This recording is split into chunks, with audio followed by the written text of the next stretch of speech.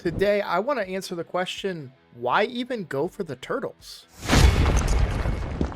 Hello everybody, I'm Roadblock and this is a Raid Shadow Legends video, and today we're going to talk about the turtles and why are we going for them. Well, what prompted this was a comment from GKAR9757 where they said, why does anyone even give so much attention to get the turtles overall? Leo, okay, he's solid, but the rest? Just get 5 vault champs? Who cares? And I kind of wanted to address this. I replied to the comment on YouTube, and I felt like that was a fine enough response. But this is a fair question, right? I think it's fair to say, or fair to ask that question and kind of, why does this really matter? Why am I so invested in getting some non-void, non-mythical champions in a time when really they're not going to do anything for my account? And ultimately, it comes down to nostalgia. It's exactly the reason why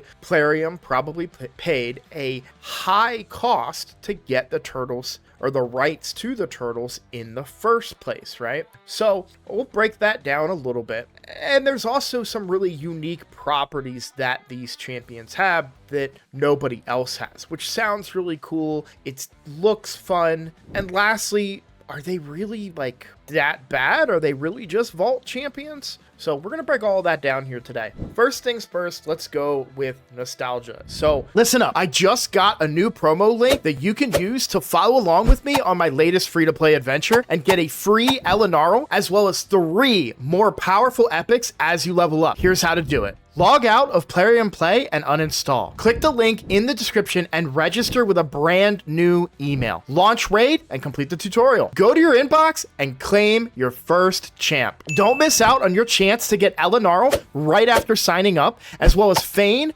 Uugo, and Tagoar as you progress through Raid. Click on my link right now and let's crush this together. I was born in the late 80s. I'm not an 80s kid though, right? I had no memories because it was the late 80s, so I didn't really remember anything until the 90s. But Teenage Mutant Ninja Turtles consumed my life. The live action movies, all 3 of them, even though the third one is by far the weakest, I still love those movies. The first movie, nothing can touch it. It is the best. In my mind, that first movie is just the best iteration of Teenage Mutant Ninja Turtles that exists. Better than the remake movies, better than the cartoon. Like, it just holds up so well. Not to say that those are bad. I want to be clear. I'm not saying that the cartoon or any other iterations of the cartoon are bad. I'm saying that that movie has held its own for years to come. Like, I can still watch that and not see costumes and not, and even with how goofy Shredder's outfit kind of looks, it's just a shiny shirt with some shoulder pads and gauntlets, right? It's not the Shredder that maybe we would have imagined, today, where it's just armor head to toe and stuff like that. But still, that movie holds a very special place in my heart, and it was my whole childhood. I could tell you that the VHS version that I had of Teenage Mutant Ninja Turtles had an advertisement for Pizza Hut in it with a boy trying to catch a baseball. Like, I just unlocked that memory just now, and maybe it wasn't Pizza Hut, but I specifically remember a scene of a boy like looking up to catch a pop fly. I don't remember if he caught it or not, and then they went to Pizza Hut after the game or something like that.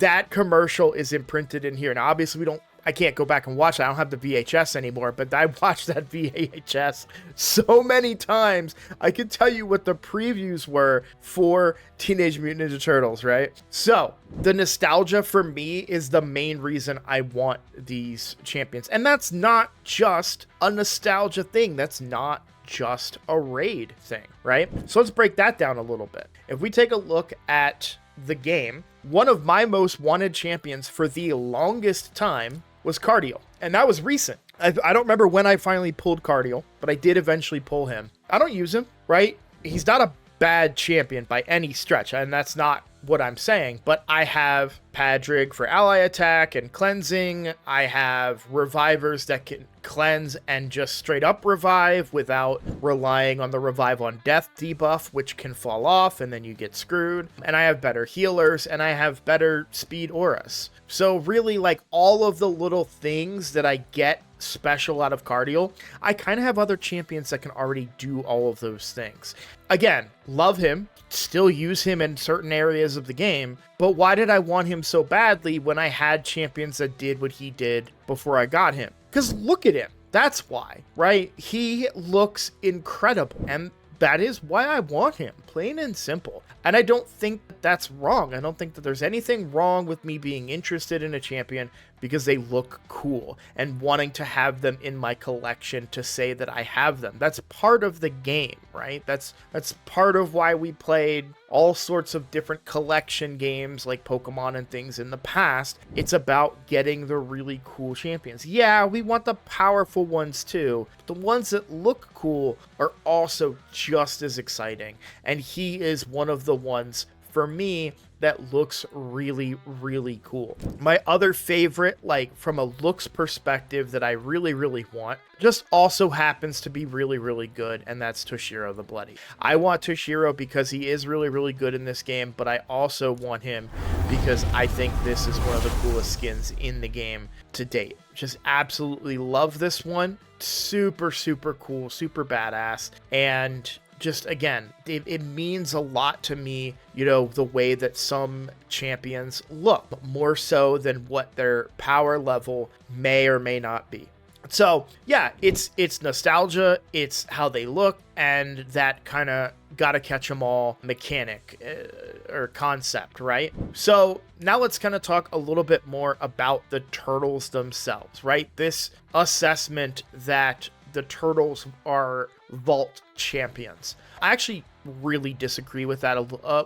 I disagree with that a little bit. On my account, yeah, they're not going to get played, right? I haven't even pulled Donatello yet because I'm not hurting, you know, he's 100 fragments right there. I'm not hurting for Donatello on this account. Michelangelo is probably still 50 on this account. Oh no, he is 60. I probably leveled him for a champion chase or something. But that's not to say that mid-game accounts can't drastically benefit from what these guys can do. And primarily we're talking about the passive. Whenever each other attacks, they all join the attack. This is really good. Very, very underrated, I would say. You know, just imagine running a team of the 5 turtles and maybe a Newt in hard Fire Knight, right? Or maybe running running the 4 turtles and a Newt in Fire Knight, running the 4 turtles and, you know, maybe even one of the epic freezers, right? And you're going to say, well, that doesn't really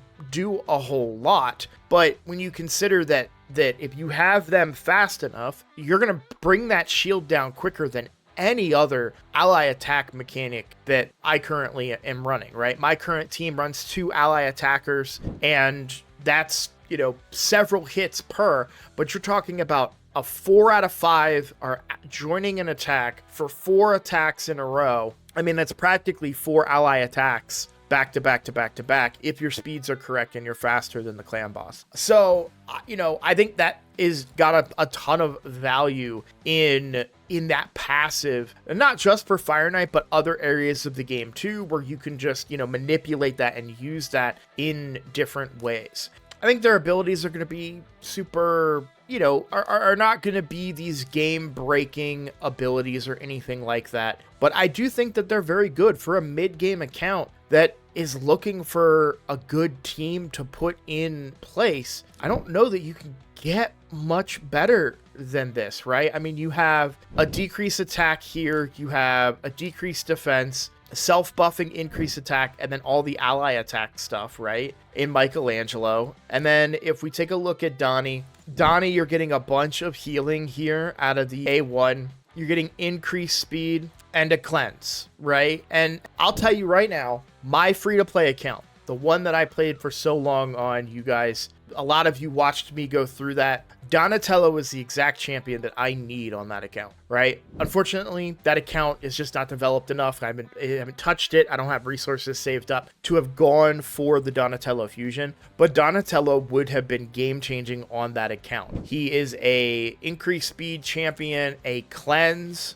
with turn meter boosting, a lot of healing, and preventing death, which is a big problem for me because I just don't have good revivers. So he fulfills a massive need on that account and would essentially be my main support. Now that account, while it is a free-to-play account, has a very, very strong roster. And it's important to kind of understand a little bit that even players that have good rosters can still have shortcomings, and it's entirely possible that some of these champions could become the replacements for those. Imagine there's a mid-game player who, and it sounds crazy to say, but maybe their best decreased defense champion is still Warmade, right? I mean, that was my case for a very, very long time on my account. And so now you introduce a champion like Michelangelo, who can be a decreased defense champion, also a decreased attack champion, you know? And it's entirely possible that they may not have a champion in that regard. When it comes to somebody like Raphael, I would say Raphael is probably a little bit on the weaker side of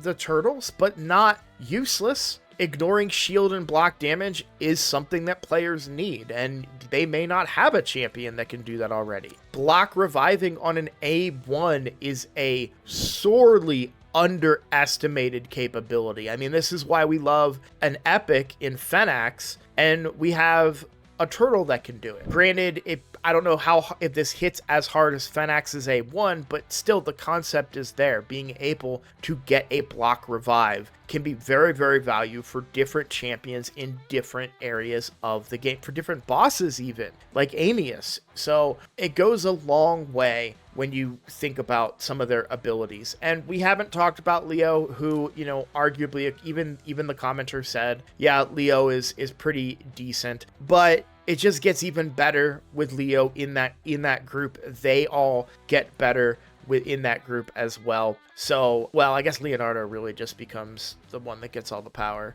now that I read this. But I just think that they did a pretty good job of making them good enough to be usable for most players, maybe, but not all. But they also look really cool, and they also touch on that nostalgia. And that's a big deal for me. Like, why did I buy He-Man, right? Because it's He-Man, and another character that I grew up with and enjoyed watching. Why did I get Xena? Because I thought that was cool, right? If they would have charged me for Ronda Rousey's character, I probably would have bought it, just because I think that's cool. I think it's cool. And I've always said too, and this will be my last piece on this, I have always said that I am willing, I know a lot of people want to play this game free to play. I did do that for a very long time, and I still have that account, and I still refuse to spend money on that account, despite the fact that spending money on it would make it a lot easier for me to play that game, or that account. I still refuse to spend money on it, but I have always been of the mind that if I like a game, that I'm willing to give them a little bit of my money, right? So, for example, Raid is the main game that I play. I have not bought. The biggest title that I've bought in recent memory was Baldur's Gate 3. I haven't bought any AAA titles. I haven't bought the new Madden, which is a game I played a lot before. I'm not good at it, but the new NHL, haven't bought that.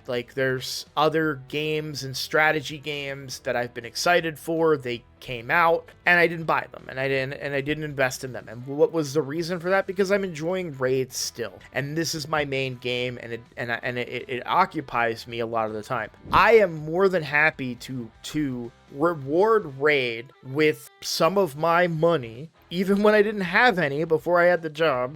Don't tell my wife, but I was still spending a couple of bucks on this account, right? I do that because I want the game to succeed. I want the game to still be around. Do I have my gripes with the way that they do things? Yes. Do I have my complaints? Yes. I've made videos on those, and we've talked in depth about those things. So that is a subject for a different time. But I am of the mind, I'm not going to put $10,000 into this. I'm not going to spend, you know, a massive amount of money. But when I do have a little bit of money saved up from this YouTube channel, that I can say, you know what, Raid has been giving me an opportunity to have a channel. Raid has given me this awesome community to talk to and chat about exactly this subject. So I'm okay, you know, trying to put in a little bit of money to get champions that I care about. And I hope that they give me an opportunity to get all 4 of the turtles in a way that will probably cost me a little bit of money, but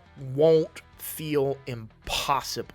And that's my big concern. Or non-existent. If they don't offer guarantees for Leo and Raph, and their only way to get them end up being prism summoning portals and things like that, which you guys watched my summoning portal video a couple weeks ago, where it absolutely tanked and it was a disaster. Yeah, that might actually be the straw that would break my back, because the nostalgia means that much to me. And I'm playing this game right now actively, and I'm talking about this game right now actively because of the turtles. They brought me back into the fold and got me excited for what the future of Raid holds. So I hope that they don't screw it up, and I hope that this explanation helps you understand why I care so much about getting the turtles. But feel free to let me know in the comments, guys. Do you agree with the commenter? Do you feel like the turtles are not worth going for? Or do you feel like they are